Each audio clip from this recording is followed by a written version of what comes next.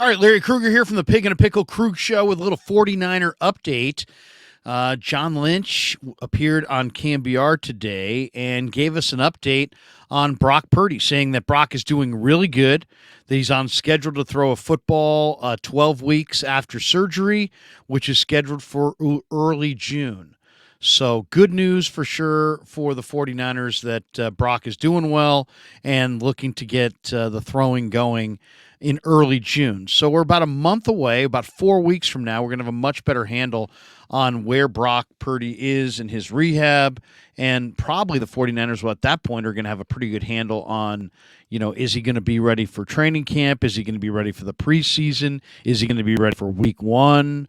Or is there going to be, setbacks and it may take a while? So they're probably going to have a pretty good idea on where he's at physically once he begins throwing. And I would imagine that once he begins throwing, you're going to see them, not just watch him throw, but talk to him about whatever pain he's experiencing.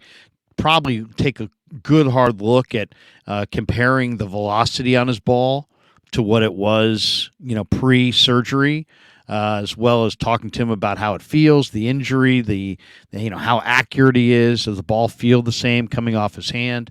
I don't think the 49ers want to rush him, but we'll get a pretty good idea.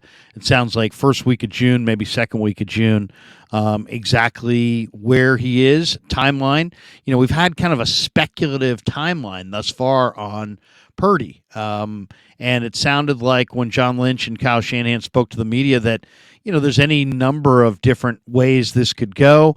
He could gain full motion and full strength and be the same guy. That's the optimistic thought, but there's also a chance that he's not going to be the same guy, that he won't have the same accuracy, that he won't have the same touch, that he won't have the same velocity on the ball. And all these things have to be kind of figured out over time. But the 49ers, I think it's pretty clear at this point, now with the picking up of the fourth quarterback, what their quarterback room is going to look like, at least going into the OTAs, the post-draft minicamp, and then, of course, eventually training camp. And that's going to be Brock Purdy, Trey Lance, Sam Darnold, and Brandon Allen. That's after the 49ers picked up Allen earlier this week. And I think it's an interesting room. You've got Purdy coming off of a tremendous year where he ascended to the number one job and then had an incredible run, only to have his arm basically ripped off by Hassan Reddick in the NFC Championship game. Trey Lance, of course, had a dramatic ankle injury running between the tackles early last year, and he's supposedly going to make a full recovery. We're going to find out this summer about his mobility and where he's at, how much development he's gone through, and how comfortable he looks after a whole nother year of mental reps in Kyle Shanahan's system. So there's a lot. Quarterback position is going to be absolutely intriguing on every front this summer. Are we going to see Brock out there or not? We're going to see Trey out there. What does he look like? How accurate is he? How's his throwing? How's his ankle? How's his mobility? How's his balance? All those things are key. And then we're going to see Sam Darnold in this offense for the first time, and I'm sure Darnold is thrilled to be in San Francisco with the 49ers after playing for the Jets and Panthers. And what does Sam Darnold look like in this offense? With all these weapons. I mean, the Niners have a bevy of big-time offensive weapons. I mean, if you think about it, you got a Pro Bowl fullback. You got Christian McCaffrey at running back, who's one of the great stars of the NFL. You got some really good young backs behind Christian McCaffrey. Elijah Mitchell, Jordan Mason in year two, Ty Davis-Price in year two.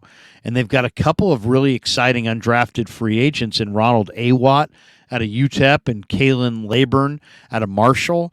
So they've got a loaded backfield. You got 5 tight ends. I think the tight end battle could be really intense between Kittle, Cameron Latu, Charlie Warner, Braden Willis, and Ross Dwelly. Probably, Kittle's obviously your starter. I think Latu as a third-round pick is a lock to make the team. So really it sounds like a 3-way battle between Charlie Warner, Braden Willis, and Ross Dwelly for that third tight end spot. I guess theoretically they could take 4, but with a roster this loaded, seems unlikely. So, if Kittle's there and Latu's there, it's a 3-man competition for the third tight end spot. And then the competition at wide receiver is going to be pretty intense as well, with Ayuk and Debo and Jennings as the ones. Then you got Danny Gray, you got Chris Conley, you got Ray McLeod, there's Tay Martin, they re-signed Willie Snead, and then they've brought in some guys.